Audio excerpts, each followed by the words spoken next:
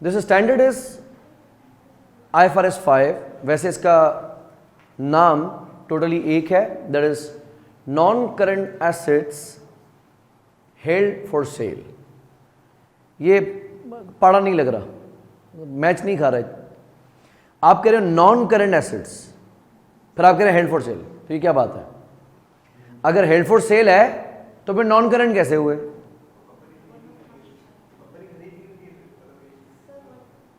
चलें, प्रॉफिट कमा लेती होगी अगर खरीद रही है और बेचेगी, लेकिन कम से कम उसको नॉन करंट तो ना कहो ना फिर।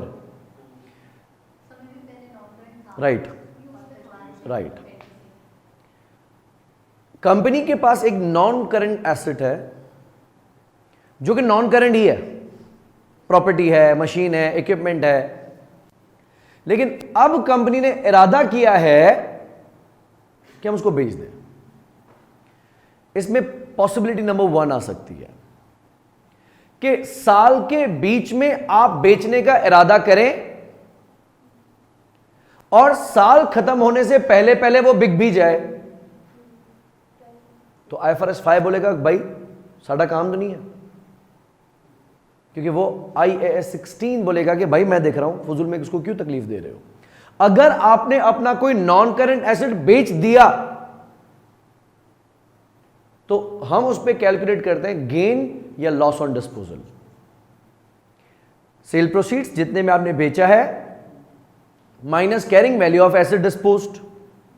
अगर आपने ज्यादा पे बेचा तो गेन, अगर कम पे बेचा तो लॉस। लेकिन अगर आपने ठान ली है, सिर्फ इरादा नहीं किया,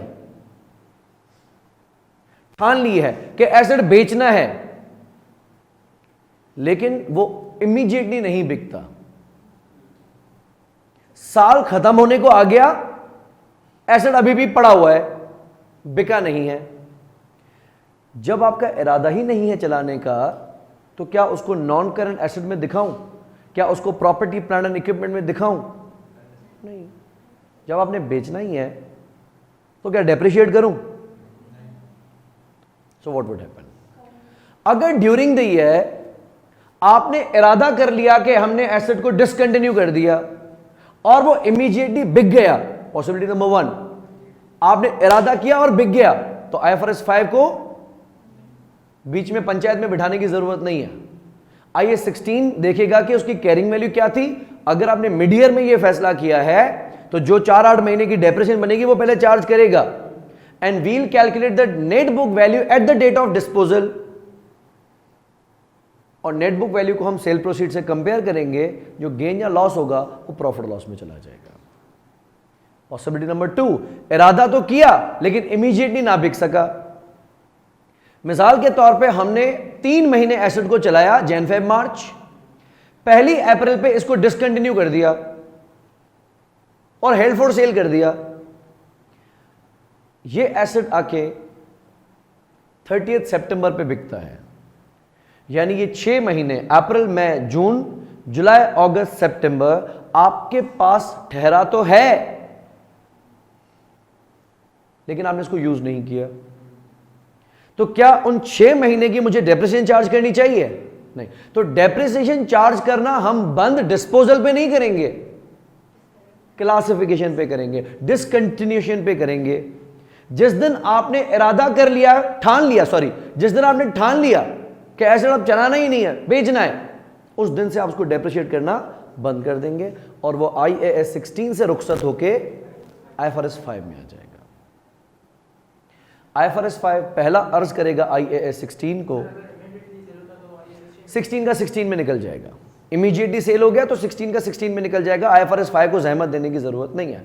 लेकिन IAS 16 ने इसको तड़ी दे दी, निकाल दिया, और कोई लेने नहीं आया इसको,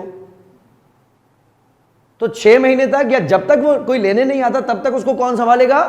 IFRS 5। IFRS 5 पहले IAS 16 को कहेगा कि भाई देखो अब ये आ रहा है मेरे पास, तुम अपना हिसाब किताब क्लियर करो। अगर आप कॉस्ट मॉडल पर रखते हो तो 3 महीने की डेप्रिसिएशन चार्ज करो, आप अपनी डेबिट करो प्रॉफिट लॉस में, क्रेडिट करो एसेट को, एसेट की कैरिंग वैल्यू आ गई, तुम फारिग, अब मुझे दो एसेट।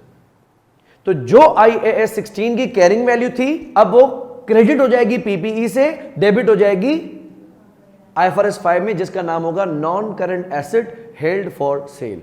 बिट लेंदी, लेकिन वो नॉन करंट से निकलकर करंट में आ जाएगा क्योंकि हेल्ड फॉर सेल है।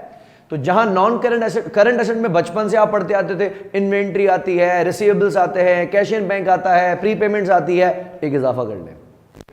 अब उसमें आएगा non current asset held for cell, NCA HFS, non current asset held for cell.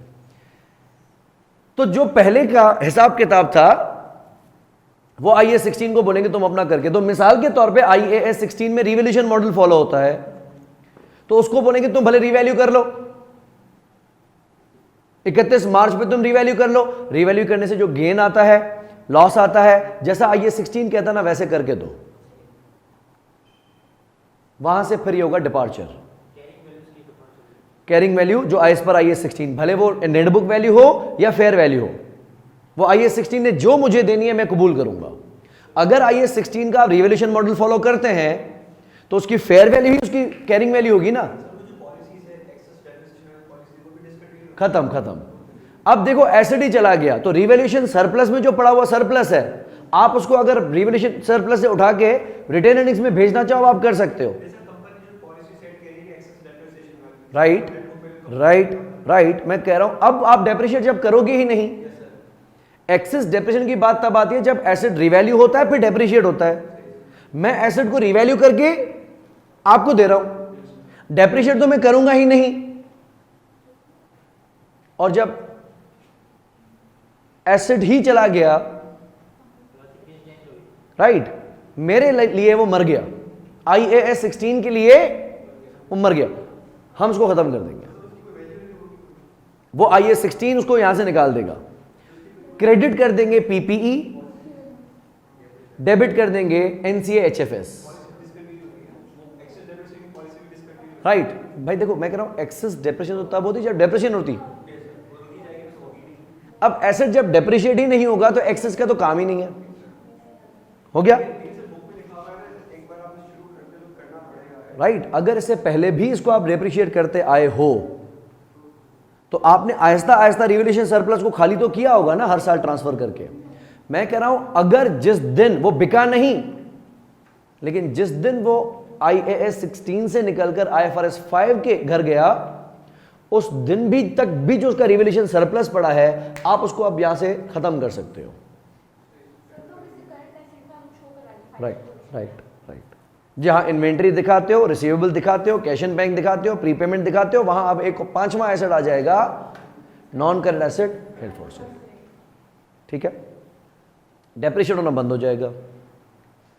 तो अगर ऐसा होता है कि हमने 1 अप्रैल पे इसको क्लासिफाई किया और 30 सितंबर तक ये आपके पास ही रहा, आपका ईयर एंड 31 दिसंबर है, लेकिन अल्लाह ने करम किया कि दिसंबर से पहले पहले ही निकल चुका था, सितंबर में हमने इसको बेच दिया था, लेकिन ये बिकेगा अब किसके स्टैंडर्ड के हिसाब से? आईएफआरएस 5 के हिसाब से, क्योंकि आईएएस 16 ने तो उसको अप्रैल में ही ना दावा कर दिया था। आईएएस 16 को बोले तुम क्यों बीच में बोल रहे हो, अब तो ये हमारा है। एक केस हो गया non current asset held for cell.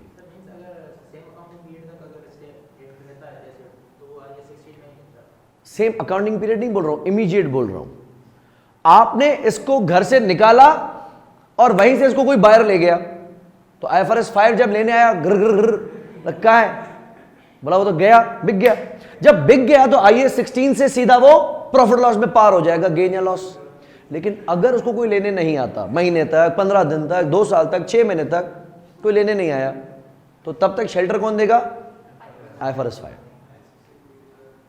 IAS 16 ने तो लात मार दी, उसको बाहर निकाल दिया, तो हम उसको तब तक, हम मजलूमे के साथी हम हैं, हम उसको रखेंगे जिस दिन से वो हेल्ड फॉर सेल हुआ तब से लेकर, हाँ डिसकंटिन्यू हुआ तब से, जब तक वो बिक नहीं जाता हमारे साथ रहेगा। भले ईयर एंड आ जाए, आंधी आए, तूफान आए, कुछ भी आ जाए, हमारे साथ रहेगा। तो अगर 31 दिसंबर तक भी एसेट बिक ना सका, हम तंग नहीं आएंगे। नहीं नहीं नहीं, बंद है, क्योंकि बिकेगा तो, चल के नहीं दे रहा। हाँ, हाथी जिंदा इतना कीमती नहीं है, मरने के बाद तो क्या कीमती है ना, भले ना बिके। IFRS 5 नहीं थकेगा, IFRS 5 नहीं थकेगा। देखो अकाउंटिंग इंटेंशन पे होती है, हकाइक पे नहीं होती। इरादा क्या है? बेचने का, नहीं बिका, अभी भी इरादा क्या है? बेचने का, नहीं बिका, अभी भी इरादा क्या है? बेचने का। मैं तो इरादे की बात कर रहा हूं, राइट। पूरी अकाउंटिंग नीयत मेरी बेचने की है, भले ना बिके। भाई अगर मूड चेंज हो गया ना, IAS 16 ने बोला बस वापस दे दो मुझे, तो अलग बात है, इतना होगा नहीं। चले कहानी को आगे बढ़ाते हैं। अगर एसेट डिसकंटिन्यू हुआ और बिक गया तो IFRS 5 का पेट्रोल जल जाएगा फजूल का। लेकिन अगर IAS 16 ने निकाला और कुछ अरसे तक वो बिकता नहीं है तो तब तक वो IFRS 5 की छत्र छाया में पलेगा। IFRS 5 की अकाउंटिंग ट्रीटमेंट क्या है वो अभी हम डिस्कस करेंगे। अगर साल खत्म हो जाता है, 31 दिसंबर आ जाता है, लेकिन एसेट का बायर नहीं आता, फिर भी ईयर एंड पे भी हम उस एसेट को करंट एसेट में दिखाएंगे एज पर IFRS 5। ठीक हो गया? कैसे गेन दिखाएंगे? सेल नहीं हुआ। दूसरा इसका पार्ट है डिसकंटिन्यूड ऑपरेशंस। ये थोड़ा मसला समझना। ऑपरेशंस का मकसद क्या होता है कि अक्सर एक बिजनेस मुख्तलिफ डिविजन्स में स्प्लिट होता है, रेवेन्यू सेंटर्स में, प्रॉफिट सेंटर्स में, इन्वेस्टमेंट सेंटर्स में, ब्रांचेस होती हैं। तो हमारे पास एक डिवीजन है जो कंट्रीब्यूट करती है, भले प्रॉफिट करती हो या लॉस करती हो। लेकिन हम जब स्टेटमेंट ऑफ प्रॉफिट लॉस बनाते हैं तो अलग अलग नहीं दिखाते कि सिंध डिवीजन से कितना कमाया, पंजाब डिवीजन से कितना कमाया, KP से कितना कमाया, GB से कितना कमाया, हम नहीं दिखाते। हम दिखाते हैं revenue, cost of sale, gross profit, admin expense, distribution expense, है ना। हुआ यह है कि आपने 30 जून 2022 पर अपनी एक डिवीजन, अपना एक लाइन ऑफ बिजनेस, अपनी एक प्रोडक्ट लाइन, मैं सिर्फ जियोग्राफिक रीजन नहीं कह रहा,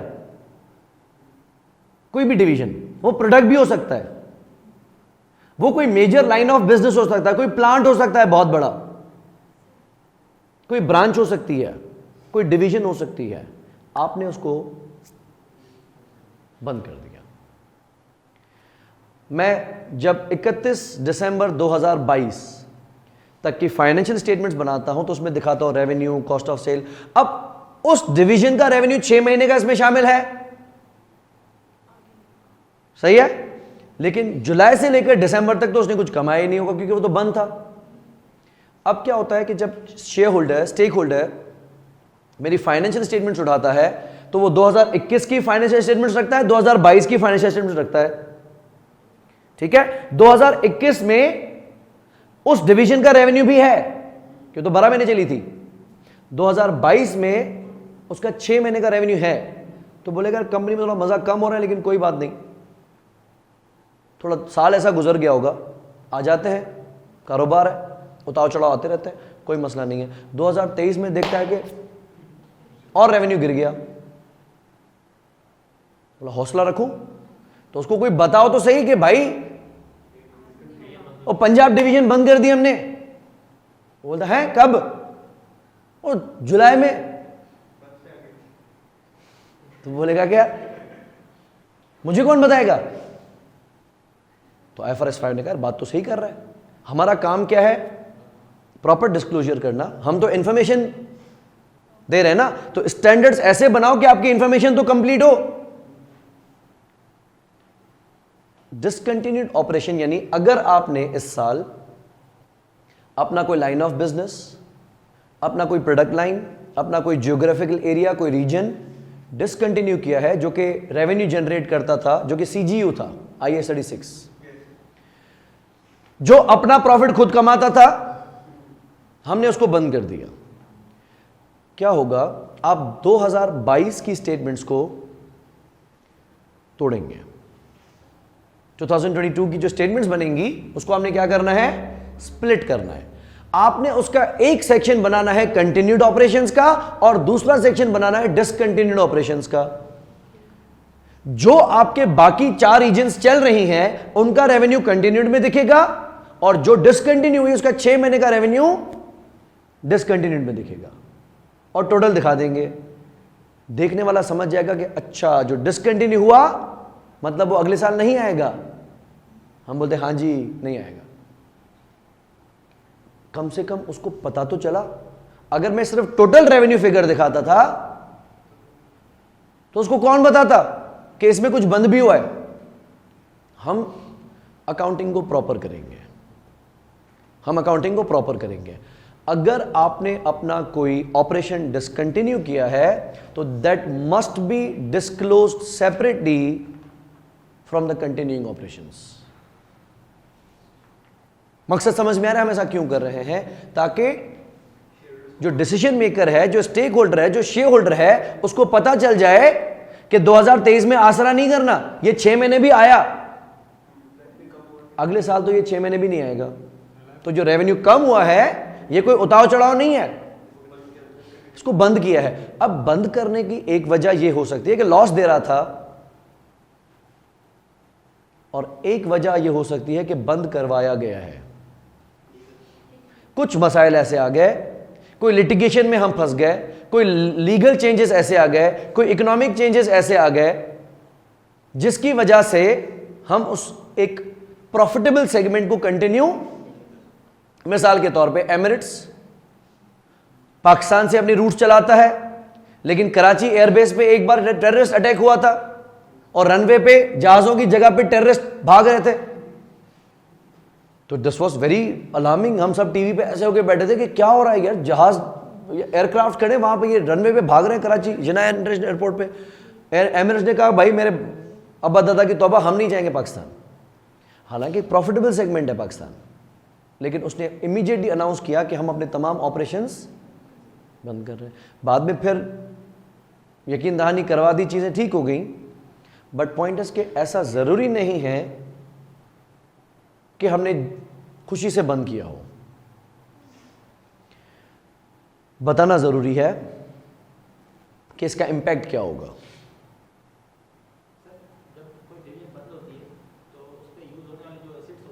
राइट राइट, पॉसिबिलिटी डिस्कस करते हैं, और दूसरा सेल करने से होते हैं। दोनों बताता हूं। पहली चीज हमें समझ में आ गई कि जब हम डिसकंटिन्यूड ऑपरेशंस को सेपरेटली प्रेजेंट करेंगे फ्रॉम द कंटिन्यूड ऑपरेशंस, तो जो रीडर ऑफ स्टेटमेंट है, जो स्टेक होल्डर है, वो इंपैक्ट क्वांटिफाई कर सकता है। उसको अगर बता भी दिया कि हमने बंद किया है तो बोलेगा मैं रोऊं या हंसूं, मतलब अच्छा किया बंद करके, या फिर कंसर्न है कि फिर कमाओगे क्या। क्योंकि हमने अब तक उसको जितनी भी फाइनेंशियल पोजीशंस भेजी हैं या फाइनेंशियल स्टेटमेंट्स भेजी हैं, प्रॉफिट लॉस भेजा है, उसमें तो बताया नहीं कि पंजाब डिवीजन कर क्या रहा है।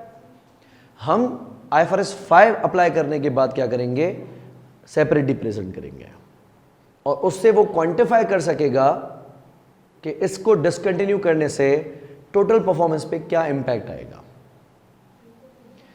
चाहे आपने ऑपरेशन बंद किया और अगले दिन बिक गया, आपने 30 जून पे बंद किया और कोई ताड़ में खड़ा था, 1 जुलाई पे डील हो गई। यहां पे अगर एसेट बंद हुआ और अगले दिन बिक गया तो IFRS 5 में नहीं आएगा, लेकिन ऑपरेशन अगर डिसकंटिन्यू हुआ और अगले दिन ही बिक गया तो IFRS 5 में आएगा। क्योंकि प्रॉफिट और लॉस का इंपैक्ट कैसे क्वांटिफाई करोगे, तो 6 महीने की परफॉर्मेंस दिखाना जरूरी है, भले बिक गया हो। ये बात समझ में आई? तो ये दो अलग अलग चीजें हैं। अब ये दोनों आपस में कनेक्ट कैसे होते हैं, क्योंकि एक ही स्टैंडर्ड में क्यों कवर कर रहे हो, पैसे बचा रहे हो क्या? ये हम यूं कर रहे हैं कि अगर कोई डिवीजन लाइन ऑफ बिजनेस बंद होती है तो उसमें जो एसेट्स इस्तेमाल होते हैं वो मुमकिनन तौर पे हमने अब सेल पे लगा दिए हों।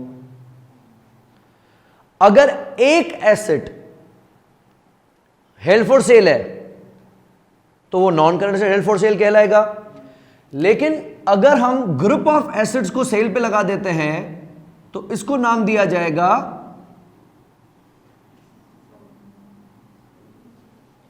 Disposal group. सो डिस्पोजल ग्रुप आप यूं समझते, this is a group of acids. ये हमने IE 36 में पढ़ा है. So we say this is group of acids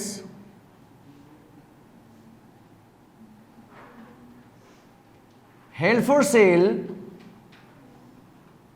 in a single transaction. ये क्या था? ये भी आसान ना था?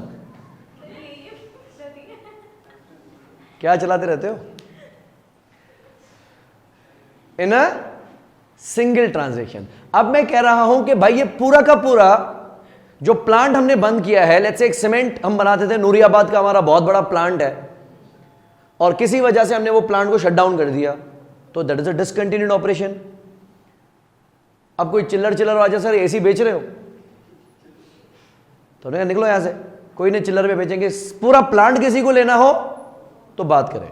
तो लेट्स से हमारी किसी दूसरी सीमेंट मैन्युफैक्चरर से बात हो रही है और वो पूरा का पूरा प्लांट हमसे इन अ सिंगल ट्रांजैक्शन खरीद लेगा. फिर उसमें जो फर्नीचर्स हैं, फिक्सचर्स हैं, मशीन्स हैं, इक्विपमेंट्स हैं, व्हीकल हैं, प्रॉपर्टी है, सब एक ही ट्रांजैक्शन में जाएगी. तो उस पूरे प्लांट को हम क्या नाम देंगे? Disposal group. तो अलग अलग आएगा, राइट. हाँ जी, disposal group held for sale या non current asset held for sale आएगा करंट एसेट में ही. लेकिन इसकी जब इंपेयरमेंट की जाएगी, मैं आपको बताता हूं अभी इंपेयरमेंट होगी, ठीक है.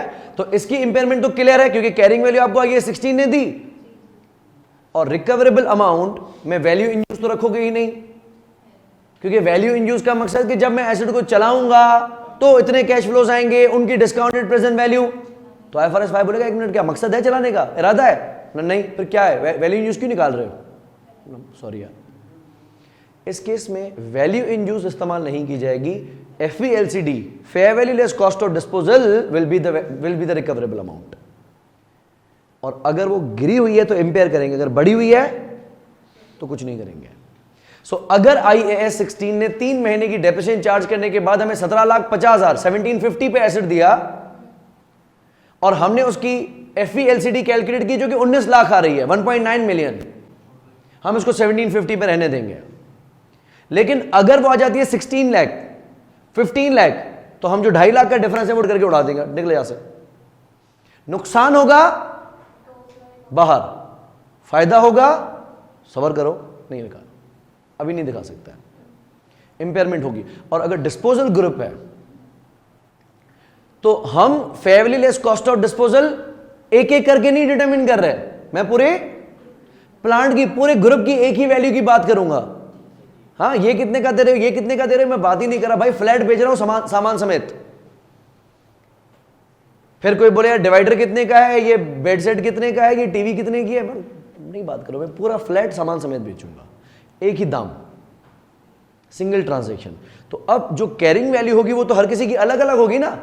प्लांट PPE में अलग दिख रहा होगा, प्रॉपर्टी अलग दिख रही होगी, मशीन इक्विपमेंट अलग दिख रहा होगा, तो PPE में से क्रेडिट तो एक एक करके करूंगा ना, और डेबिट करूंगा उसको single. Disposal group held for sale at FVLCD. तो जो इंपेयरमेंट चार्ज करोगे वो किससे करोगे? जिस तरह IAS 36 ने बताया था कि अगर मिसाल एक पूरी सब्सिडरी है हमारी, हम उस पूरी सब्सिडरी को हेल्ड फॉर सेल कर देते हैं, डिसकंटिन्यू कर देते हैं, चलाना बंद कर देते हैं, तो सब्सिडरी की हम fair value less cost of disposal calculate करेंगे. सबसे पहले कौन जाएगा? गुडविल. बाकी एसेट्स को प्रोरेटा ऑन द बेसिस करेंगे.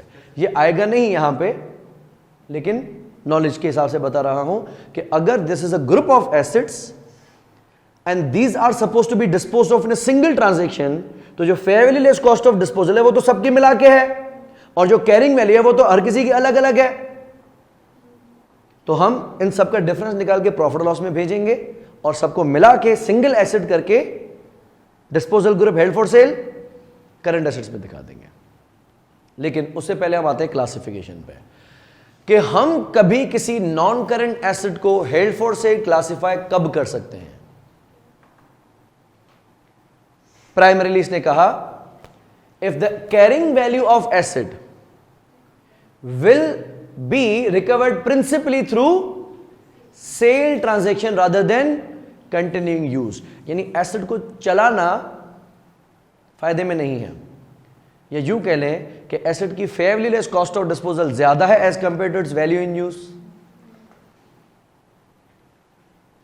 राइट। तो एसेट का जो रिकवरेबल अमाउंट है वो बेचने से ज्यादा मिलेगा ना कि चलाने से। तो अकलमंदी तो फिर बेचनी है, लेकिन ये प्रिंसिपली कहा है, ये इसका रूल नहीं है। ये कैसे पता चलेगा कि एसेट हेल्ड फॉर सेल है या नहीं है? Number 1, asset is available for immediate sale. अगर आप एसेट को बेचना चाहते हो या हेल्ड फॉर सेल करना चाहते हो तो asset is ready, asset is ready for sale और इमीडिएट सेल के लिए अभी सौदा करो, अभी ले जाओ। इस पे किसी किस्म की कोई कंटिजेंसीज नहीं है कि आप सौदा करोगे फिर मैं आपको बनवा के दूंगा, इसमें नया इंजन लगवा के दूंगा, इसके दरवाजे बनवा के दूंगा। इस पे कोई काम होना है अगर, तो ये हेल्ड फॉर सेल नहीं हो सकता। ये हेल्ड फॉर सेल कब हो सकता है? रेडी है, ले जाओ। सो पहला रूल क्या है? Asset is ready for immediate sale. दूसरा, under the terms that are usual and customary. अक्सर होता है ना, दुकानदार और बाजी की बहस होती है, तो दुकानदार कभी ऐसे पैसे बताता है कि बाजी हाँ करके जाती है, बोले बाजी क्या हुआ, तो बोले तुम्हें बेचना ही नहीं है। या कभी अगर कस्टमर ऐसे दाम लगा देता है तो खान साहब बोलते हैं बेटा तुम जाओ जाओ मार्केट घूमने आई हो, खरीदना ही नहीं है। अगर सौदा करना है तो जायज बात करो ना। अगर आपने एसेट बेचना है तो उसके लिए जो आपने टर्म सेट किए हैं वो क्या होने चाहिए?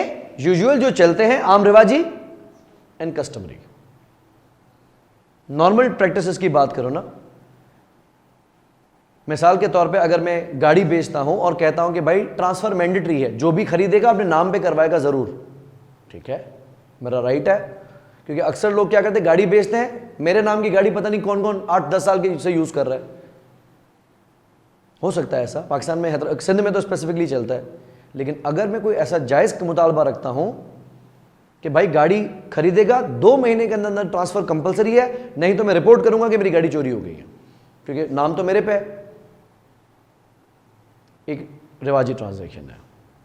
लेकिन अगर कोई ऐसे टर्म्स रखता हूं जो एक्सेप्टेबल नहीं हो सकते, जो एक्सेप्टेबल नहीं हो सकते, कि भाई गाड़ी को मैंने सारी जिंदगी संभाला है, मैंने इस पर एक स्क्रैच भी आने नहीं दिया, पड़ोसी हो खरीद रहे हो, मैंने कभी भी स्क्रैच देखा ना गाड़ी वापस ले जाऊंगा, तो बोलेगा तुम्हारा क्या, बस गाड़ी के पैसे मैंने दे दिए, तुम जाओ, अब गाड़ी को स्क्रैच आए, डेंट आए, कल्टी हो जाए, वो मेरा मसला है, तुम्हारा क्या। तो ये कोई कंडीशन थोड़ी है कि मैं सौदे में कॉन्ट्रैक्ट में लिखवा दूं कि कल को अगर गाड़ी पे डेंट आए ना मैं सौदा कैंसिल कर दूंगा, खत्म हो गई बात। ये कोई सौदा एक्सेप्ट थोड़ी करेगा। तो आप बातें ही ऐसी करोगे, आपने बेचना नहीं है। Under the terms that are usual and customary. उसके अलावा the sale must be highly probable. कैसे पता चलेगा कि सेल हाईली प्रोबेबल है? उसके लिए शर्त है, पहला, management is committed to plan to sell an asset. क्योंकि देखो, नॉन करंट एसेट खरीदना और बेचना, is it an operational decision?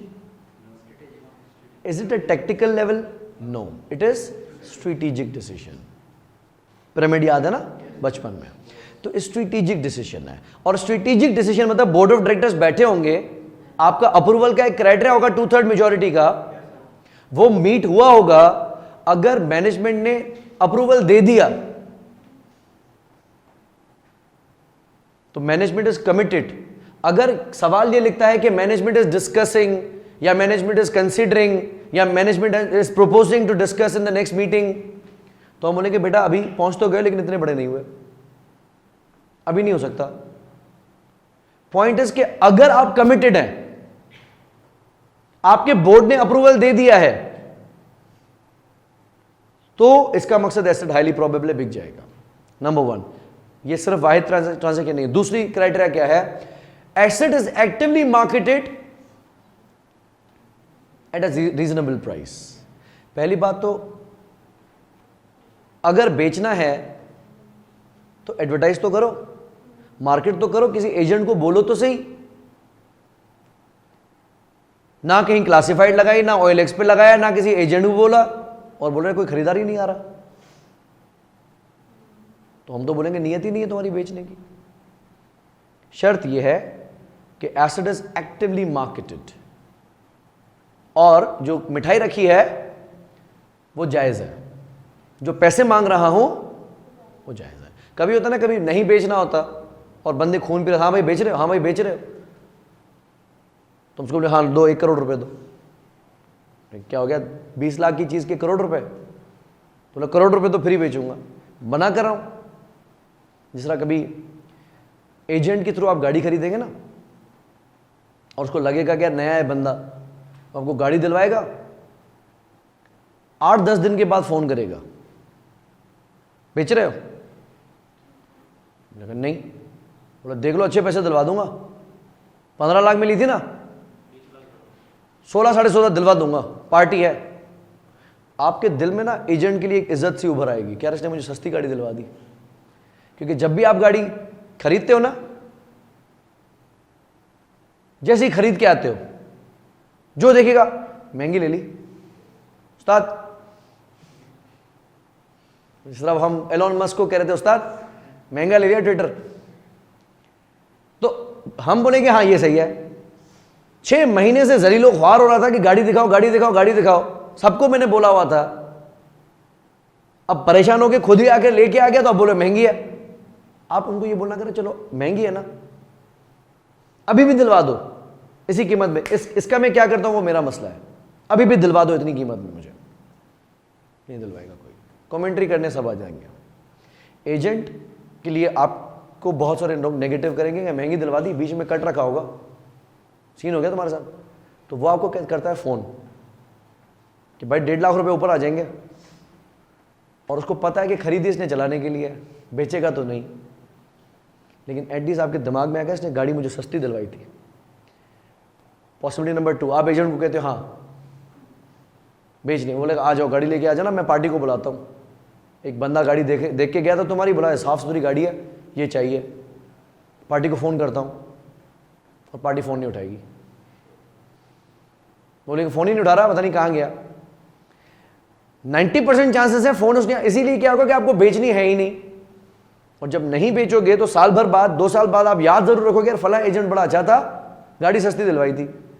और अगर बेचने आओगे तो पार्टी गायब हो जाएगी, इसमें कौन सी बड़ी बात है, सौदा थोड़ी कर लिया था। अगर आपने एसेट को एक्टिवली मार्केट किया है तो अगर एजेंट ज्यादा तंग करे ना, उसको बोलना हाँ 20 लाख रुपए दे रहे हो तो बताओ फिर बेचूंगा, खुद ही फोन करना बंद करेगा। अगर आपने नाजायज पैसे रखे होंगे तो एसेट बिकेगा ही नहीं।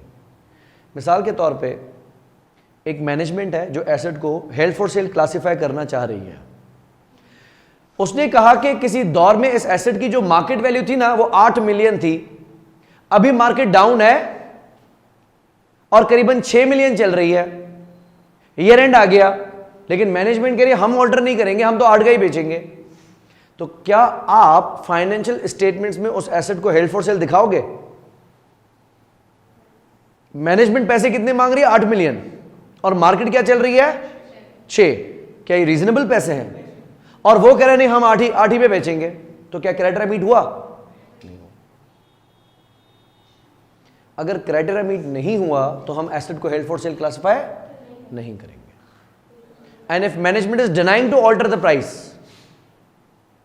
वो डिनाई कर रहा है हम अभी ऑल्टर नहीं करेंगे, अब 8 भी बिकेगा, मार्केट वापस ठीक होगी, लेकिन क्योंकि ये कंडीशन मीट नहीं होगी तो हम एसेट को पीपीई में दिखाएंगे, एचएफएस में नहीं दिखाएंगे, हेल्ड फॉर सेल में। Sale is probable within 1 year of classification. याद रखो, नहीं होता सेल ये एक अलग मसला है, लेकिन इट्स प्रोबेबल कि एसेट 1 साल के अंदर अंदर बिक जाएगा, तो आप इसको करंट एसेट्स में दिखा दोगे।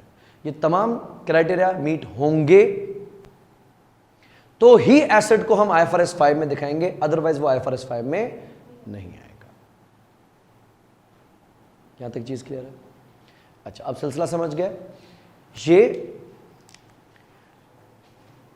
अब नॉन करंट एसेट्स में नहीं दिखेगा, तो पहले इसकी अकाउंटिंग ट्रीटमेंट हम करेंगे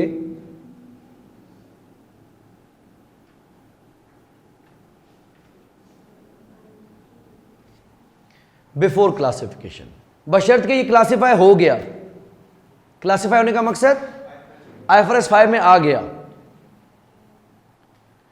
तो क्लासिफिकेशन से पहले क्या किया जाएगा, जो उसका पुराना स्टैंडर्ड है उसके हिसाब से हम इसकी नेटबुक वैल्यू डिटरमिन करेंगे।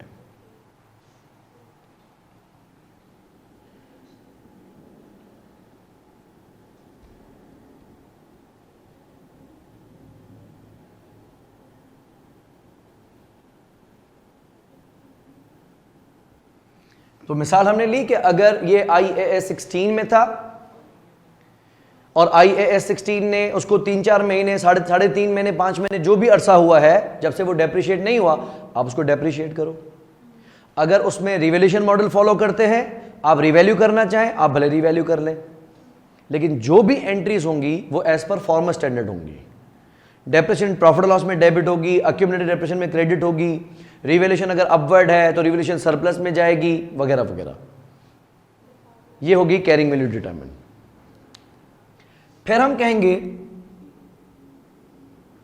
At the time of classification.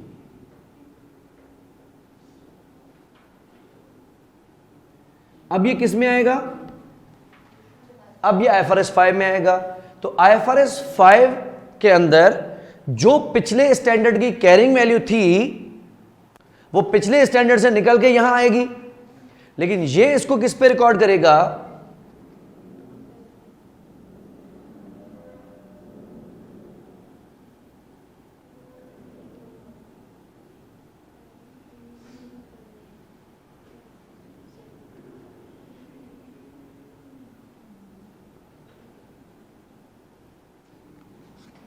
इसको रिकॉर्ड किया जाएगा लोअर ऑफ पे, इसको रिकॉर्ड किया जाएगा लोअर ऑफ पे। वो कैरिंग वैल्यू जो पिछले स्टैंडर्ड ने पास की है हम तक, और अब इसकी FVLCD कितनी है। रिमेंबर, मैंने इसमें वैल्यू इन यूज का लफ्ज यूज नहीं किया, मैंने इसमें रिकवरेबल अमाउंट का लफ्ज यूज नहीं किया, FVLCD। अगर fair value less cost of disposal बढ़ी हुई है तो हम किस पे दिखाएंगे, कैरिंग वैल्यू पे। अगर fair value less cost of disposal गिरी हुई है तो हम FVLCD पे दिखाएंगे। यहां पे इंपेयरमेंट लॉस हो सकता है,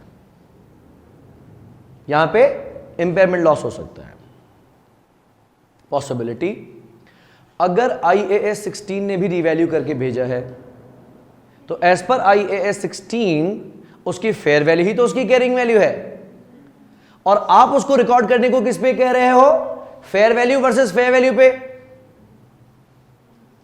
लेकिन एक फर्क है कॉस्ट ऑफ डिस्पोजल का, यानी आंखें बंद करके इंपेयरमेंट लॉस चार्ज करना, कॉस्ट ऑफ डिस्पोजल।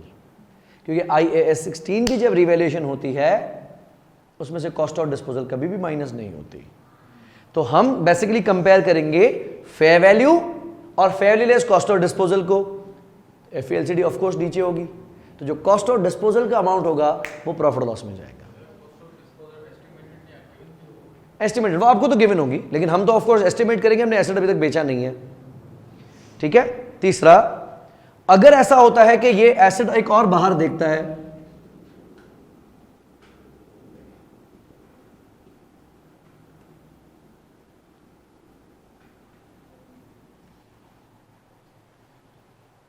ईद गुजर गई, बकरा नहीं बिका, एक और ईद देख ली, नहीं तो खरीदा जाता, बिक जाता तो ज़बा हो जाता, तो साल खत्म हो गया, एसेट बिका नहीं, 12 महीने हो ऐसा जरूरी नहीं है। मैंने अगर उसको क्लासिफाई ही सितंबर में किया हो, अप्रैल में किया हो, अगस्त में किया हो और 31 दिसंबर में मेरा ईयर एंड आ गया।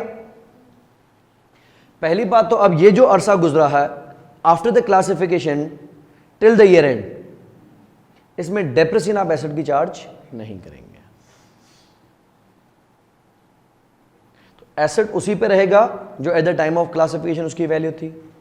आप सिर्फ इसको चेक करेंगे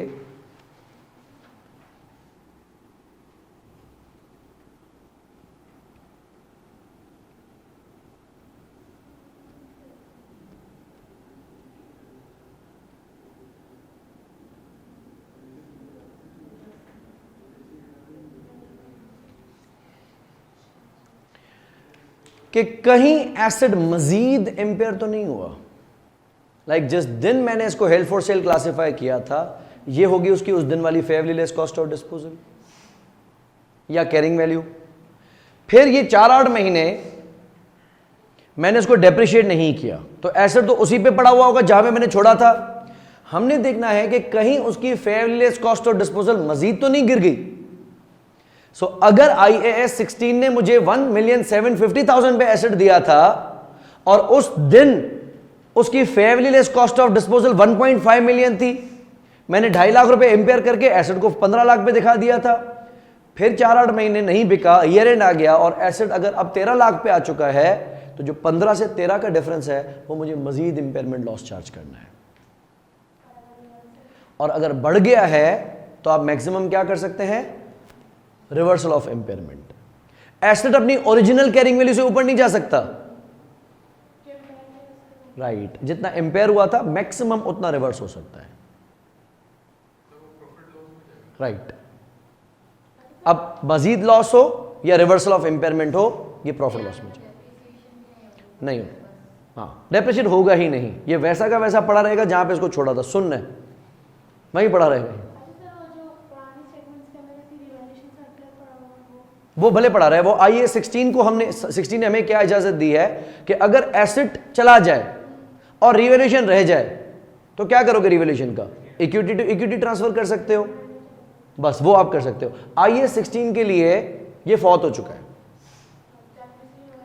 बस IAS 16 जिस तरह एक डिस्पोज्ड एसेट के साथ ट्रीटमेंट करता है वैसा ही हेल्ड फॉर सेल के साथ ट्रीटमेंट करेगा। तो अगर एसेट बिक जाए और उसका सरप्लस में सरप्लस रह जाए तो हम उसको रिसाइकिल तो नहीं कर सकते ना, उसको आप सरप्लस डेबिट करके रिटर्निंग्स में क्रेडिट करते हो, इसके साथ भी वैसा कर सकते हो। लेकिन IAS 16 का नाता टूटा। डिस्पोजल ग्रुप, अगर आपने यही क्राइटेरिया मीट कर लिया, एक तो मैनेजमेंट ने डिसाइड कर लिया कि हाँ इस लाइन ऑफ बिजनेस को बंद करना है, देखो ये भी स्ट्रेटेजिक डिसीजन है ना। ऐसे तो कोई नहीं ऑफिस बॉय उठा के बोलेगा ताला लगा बंद करो ये प्लांट नहीं चलेगा आज से, तो बोलेगा तुम निकलो यहां से। कोई डायरेक्टर्स की मीटिंग हो, अकेला डायरेक्टर भी कुछ नहीं कर सकता, बोर्ड ऑफ डायरेक्टर्स की मीटिंग होगी, मीटिंग के मिनट्स राइट किए जाएंगे, बाकायदा प्लान किया जाएगा, अप्रूव किया जाएगा, और अगर तय कर दिया कि हम एक लाइन ऑफ बिजनेस बंद कर रहे हैं तो उसको इनेक्टेड माना जाएगा। अगर उसके एसेट्स हेल्ड फॉर सेल कर दिए जाते हैं कि भाई इसके तमाम एसेट्स को उठा के हम हेल्ड फॉर सेल कर देंगे, तो हमने दो बातें डिस्कस की, आप अलग अलग एसेट करके भी डिस्पोज ऑफ कर सकते हैं या सारे एसेट्स को मिला के ना सिंगल ट्रांजैक्शन में डिस्पोज ऑफ कर सकते हैं। वहां पे सेम रूल अप्लाई होगा IFRS 5 वाला जो हमने अभी पढ़ा है। तो उस डिस्पोजल ग्रुप को पहले आप उसके अपने जाती स्टैंडर्ड्स के हिसाब से कैरिंग वैल्यू डिटरमिन करेंगे, फिर पूरे डिस्पोजल ग्रुप की इंपेयरमेंट टेस्ट करेंगे वगैरह, जब तक बिकता नहीं है। लेकिन अगर हेल्ड फॉर डिस्ट्रीब्यूशन हो जाते हैं, हेल्ड फॉर सेल नहीं होते, हेल्ड फॉर डिस्ट्रीब्यूशन हो जाते हैं। डिस्ट्रीब्यूशन का मकसद कि ऑनर्स कहते हैं कि हम आपस में बांट लेते हैं, आपस में बांट लेते हैं। ये अब जाहिर सी बात है कॉर्पोरेट के ऊपर तो अप्लाई नहीं हो सकता, लेकिन एक प्राइवेट लिमिटेड बिजनेस है और ऑनर्स कहते हैं कि बंद करते हैं इस दुकान को और शेल्फ तुम लेके जाओ, टॉफी बिस्किट तुम लेके जाओ, चिप्स तुम लेके जाओ, फ्रिज में लेके जा रहा हूं। इफ इट इज लाइक कि हमने किसी लाइन ऑफ बिजनेस को डिसकंटिन्यू किया और उन एसेट्स को डिस्ट्रीब्यूशन फॉर ऑनर्स कर दिया, तो उस पर IFRS 5 अप्लाई नहीं होगा। IFRS 5 सिर्फ तब अप्लाई होगा जब हेल्ड फॉर सेल है और ये क्राइटेरिया मीट करेगा, राइट। अगर आपने ये क्राइटेरिया मीट करवा दिया तो करना सिंपली क्या है कि दिस डिस्पोजल ग्रुप या discontinued operation is separately presented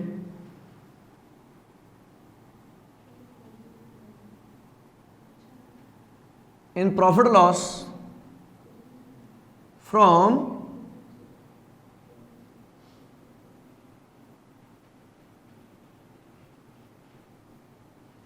continued operations, कि जो हमारे ongoing operations हैं उनको अलग से दिखाना है और जो discontinued है उसको अलग से दिखाना है।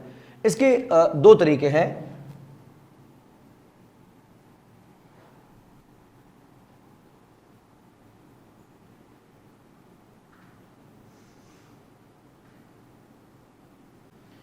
कि हम इसको लाइन बाय लाइन सेपरेट ही कर दें। मतलब अब जब स्टेटमेंट ऑफ प्रॉफिट और लॉस बनेगी तो उसके दो कॉलम्स बनेंगे, कंटिन्यूड ऑपरेशंस, डिसकंटिन्यूड ऑपरेशंस। तो रेवेन्यू आपने रखा, वो जो कंटिन्यूड ऑपरेशन से आया है वो यहां पे रहेगा, जो डिसकंटिन्यूड वाला है वो यहां रहेगा। कॉस्ट ऑफ सेल, जीपी या लॉस, एडमिन कॉस्ट, ये अलग अलग हो जाएंगे, हाँ, सेपरेटली। तो आप प्रॉफिट लॉस के से दो कॉलम्स चला रहे होंगे। फाइनेंशियल पोजीशन में नहीं, फाइनेंशियल पोजीशन में सिर्फ वो नॉन करंट से निकल के करंट में आ जाएगा। जी,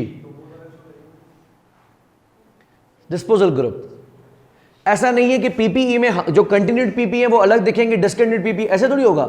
जो बंद करके बेचने पे लगा दिया वो डिस्पोजल ग्रुप बना के करंट में डाल दो। हाँ, डबल एंट्री बताता हूं 1 मिनट के अंदर। ये समझ में आ गया कि हम लाइन बाय लाइन उसको सेपरेट कर दें, या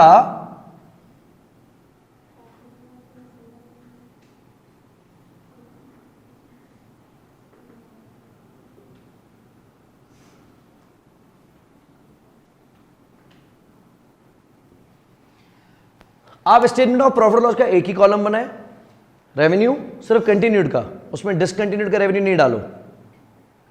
cost of sale, gross profit, admin, distribution, selling वगैरह, जो एक सिंगल लाइन दिखा दें प्रॉफिट या लॉस फ्रॉम डिसकंटिन्यूड ऑपरेशंस, और उसकी जो तफसील होंगी वो डिस्क्लोजर्स पे होंगी।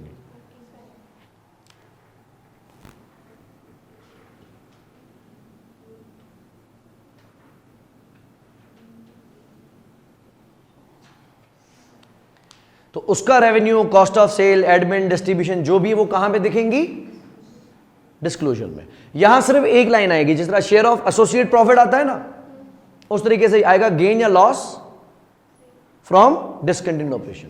और जो प्रॉफिट लॉस बनी होगी वो कंटिन्यूड की ही होगी, ओनली कंटिन्यूड की होगी। इस रेवेन्यू में उसका रेवेन्यू शामिल नहीं होगा डिसकंटिन्यूड वाला, लेकिन अब सिर्फ सिंगल लाइन प्रेजेंट होगा। और अगर इसके कुछ एसेट्स आपने बेचे हैं, यहां पे लाके आपने बेचे हैं, तो उन एसेट्स को बेचने पे जो आपको गेन या लॉस हुआ है वो भी आप सेपरेटली दिखाएंगे।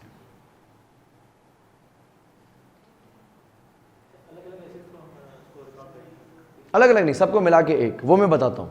यहां तक समझ में आ गया कि स्टेटमेंट ऑफ प्रॉफिट लॉस की प्रेजेंटेशन में या तो आप इसको line by line separately present करो, या सिंगल लाइन में सिर्फ एक इसको स्पेस दे देना, राइट, प्रॉफिट और लॉस फ्रॉम डिसकंटिन्यूड ऑपरेशन, और उसके नोट्स टू द अकाउंट्स में इसके डिटेल्स होंगे।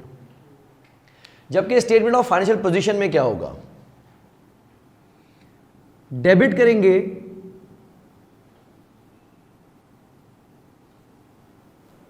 Disposal group held for sale, किस वैल्यू पे करेंगे,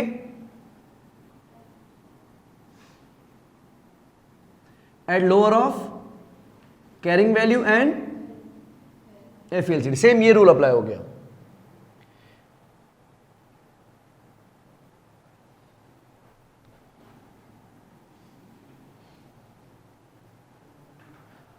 क्रेडिट करेंगे say you had properties, machines,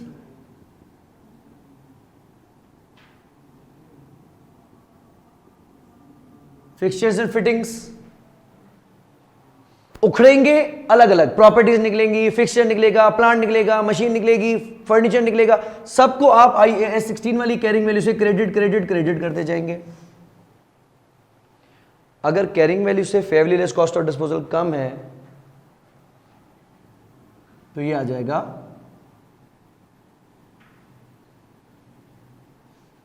impairment loss. फायदा तो नहीं हो सकता।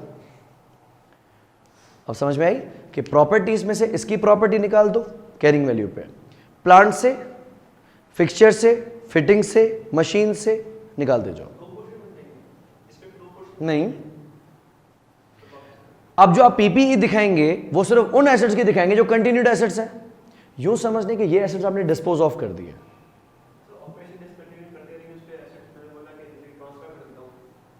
नहीं नहीं, ट्रांसफर पे ये अप्लाई नहीं होगा। हाँ राइट, हाँ राइट, तो उसमें ये अप्लाई नहीं होगा पार्ट। क्योंकि फिर ये वाला सेक्शन तो आ ही नहीं रहा ना, सिर्फ डिसकंटिन्यू हो रहा है, तो सिर्फ प्रॉफिट लॉस में आएगा, बैलेंस शीट में कोई फर्क नहीं पड़ेगा। मैं बात कर रहा हूं कि उसके एसेट्स को आपने अप फॉर सेल कर दिया, तो अप फॉर सेल है तो आप उसको कहां पे दिखाओगे? Disposal group held for sale current assets में। किस वैल्यू पे दिखाओगे? Lower of carrying value and FLCD. अगर एफएलसीडी कम है तो पीपीई से पहले उसको खारिज तो करोगे ना। तो आपने पीपीई से निकाला, इंटेंजिबल एसेट से निकाला,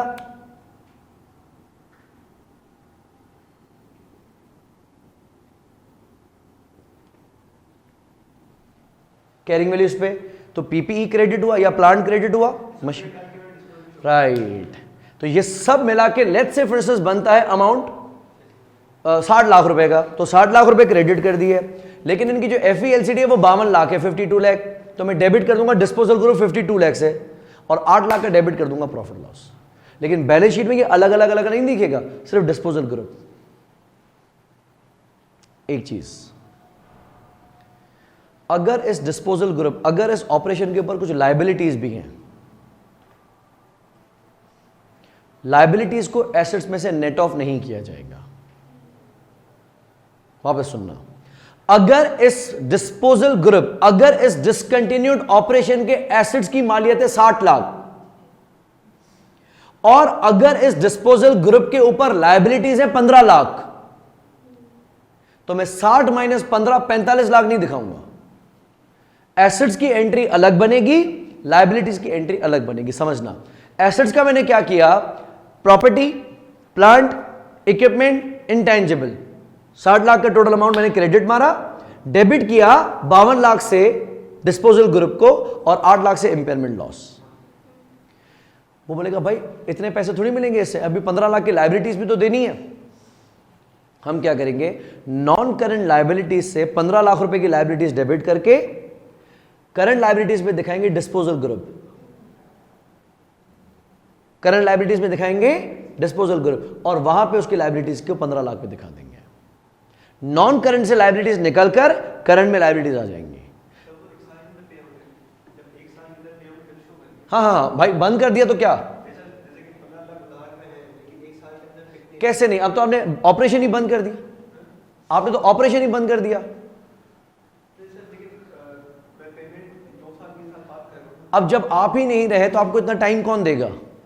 बात समझ रहे हैं? ये हेड ऑफिस की लायबिलिटी नहीं है, ये लायबिलिटी आपके नूरियाबाद प्लांट की है। जब आप प्लांट ही बंद कर देंगे तो आपको बैंक कौन सी छोड़ देगी कि भले मुझे 2 साल के बाद देना, आप तो होगे ही नहीं। अब गोइंग कंसर्न कॉन्सेप्ट सीज हो चुका है, अब नथिंग इज नॉन करंट, सब तबाह है। हम करंट लायबिलिटीज में डेबिट क्रेडिट करेंगे, नॉन करंट से डेबिट कर देंगे। जिस तरह ये मैंने एसेट्स की एंट्री बता दी ना,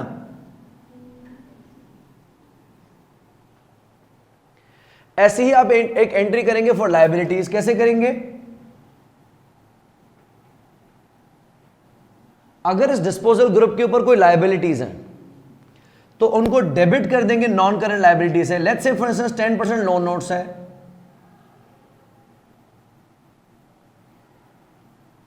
जो कि किस में दिख रहे थे?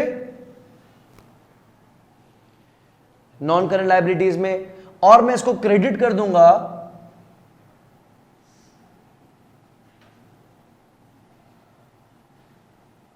डिस्पोजल ग्रुप के नाम से। कहां पे? करंट लायबिलिटीज में। ये गलती ना करना कि 60 के एसेट्स हैं, 15 की लायबिलिटीज हैं। नेट एसेट्स कितने हुए? 45 के। 52 के एसेट्स बिकेंगे, 15 की लायबिलिटी पे होगी, कितने बनेंगे? 37। तो मैं 45 और 37 को कंपेयर नहीं कर सकता, और मैं डिस्पोजल ग्रुप को 37 में नहीं दिखा सकता। हालांकि 57 में, 52 में से 15 माइनस किया जाए तो 37 ही बनेंगे, लेकिन आप नेट ऑफ नहीं कर सकते।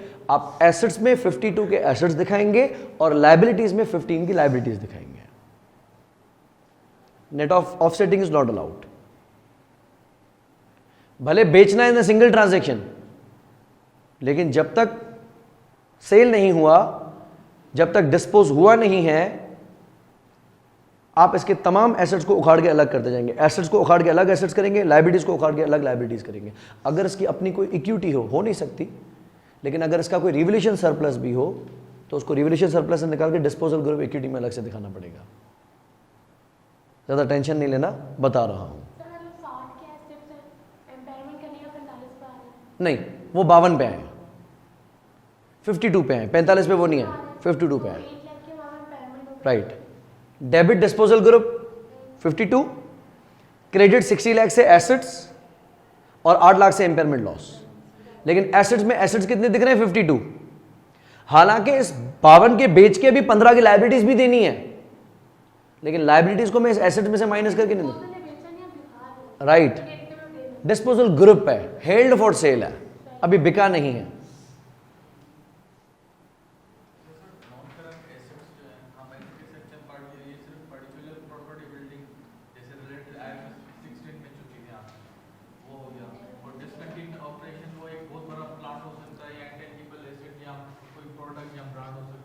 एसेट नहीं हो सकता। अगर एसेट नेचुरली इतना बड़ा है कि वो अलग से एक ऑपरेशन है, जिस तरह मैंने मिसाल दी प्लांट, जिस तरह एक होटल है, तो होटल अगर मेरी मिसाल के तौर पे कोहमरी के अंदर होटल है, तो वो होटल सिर्फ एसेट तो नहीं हो सकता ना, वो तो एक अलग से बिजनेस चल रहा है। राइट, अगर एसेट की नेचर इतनी बड़ी है कि वो अपना रेवेन्यू खुद कमाता है, अपना प्रॉफिट खुद कमाता है, तो वो डिस्पोजल ग्रुप में आ सकता है। महज एक कुर्सी उठा के बेच देना, महज एक मशीन उठा के बेच देना डिस्पोजल ग्रुप में नहीं आएगा, सॉरी इनफैक्ट उसमें नहीं आएगा, हेड फॉर डिस्कंटिन्यूड ऑपरेशन में नहीं आएगा। अगर एसेट एक प्लांट है, तो प्लांट कोई ऐसे ही प्लांट थोड़ी होगा, प्लांट बेचोगे तो पीछे बचेगा क्या? होटल की प्रॉपर्टी बेच दोगे तो पीछे बचेगा क्या? राइट। लेकिन अगर एक मशीन उठा के, आप एसी उठा के, एक टेबल उठा के बेच दी, तो कोई बड़ा फर्क नहीं पड़ जाता। तो वैसे एसेट्स वाला सेक्शन ये है और ऑपरेशंस वाला सेक्शन ये है, लेकिन अगर एसेट ही ऑपरेशन है तो दोनों अप्लाई होंगे। लेकिन एक कोई इंटेंजिबल उठा के बेच दिया, कोई इन्वेंट्री उठा के बेच दी, कोई प्रॉपर्टी उठा के बेच दी, वो IFRS 5 के जिम्मे में नहीं आएगा, वो सिर्फ हेल्ड फॉर सेल वाले पार्ट तक आ सकता है। डिसकंटिन्यूड ऑपरेशन का मकसद कि आपका प्रॉफिट सेंटर या इन्वेस्टमेंट सेंटर बंद होना चाहिए, लाइन ऑफ बिजनेस। मिसाल के तौर पे आप इकोनॉमिक क्लास को बढ़ा के बिजनेस क्लास बंद कर देते हैं, तो business class was a separate line of business. Pi मिसाल एक एयरलाइन इंडस्ट्री है, तो एयरलाइन के अंदर हम क्या करते हैं? हम क्लासेस बनाते हैं ना, क्लास ऑफ कस्टमर, और हर किसी के ऊपर कॉस्ट अलग होती है, रेवेन्यू अलग होता है। बिजनेस क्लास के पास ऐसे स्टाफ नहीं जाता होगा हमारा वाला, उनके पास सीट्स ऐसी नहीं होती होंगी हमारे जैसी कि आगे वाले को बोले शालीमार की तरह भाई आगे तो कर, घुटने फंस रहे। वो तो लग्जरियस, उनका सिस्टम अलग है, उनकी कॉस्ट अलग है, उनको फूड भी हमारे जैसा नहीं मिलता होगा। राइट, उनके इंफोटेनमेंट सिस्टम्स वगैरह सब अलग होते हैं, वो एक अलग लाइन ऑफ बिजनेस है। अगर कहती है कि यार बंद कर देते हैं, मिसाल आप अगर उसको पढ़ो किंगफिशर को, विजय माल्या, तो उसने बेसिकली क्या किया था कि जो किंगफिशर एयरलाइन उसकी अच्छी चल रही थी, लेकिन वो इकोनॉमी क्लास को भी बिजनेस क्लास जैसी ट्रीटमेंट दे रहा था, खाना चल रहा था एक से एक, लग्जरीज दे रहा था फुल, सर्वाइव नहीं कर सका। गलती क्या है कि आप इकोनॉमिक क्लास को इतना क्यों खराब कर रहे हो? अगर हम इकोनॉमिक क्लास भी डिसकंटिन्यू करते हैं तो वो भी डिसकंटिन्यूएशन ऑफ ऑपरेशन है।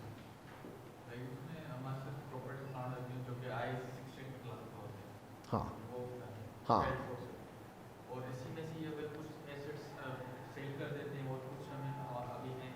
हाँ, तो ऐसे बनेगा, जो बिक गया उस पे गेन या लॉस हो जाएगा, जो नहीं बिके वो अभी डिस्पोजल ग्रुप में दिखेंगे। जो निकल गया उसको क्रेडिट करके, डेबिट कैश करके, जिनका कैश नहीं मिला वो भी डिस्पोजल ग्रुप में रहेंगे। ठीक हो गया? So this is IFRS 5।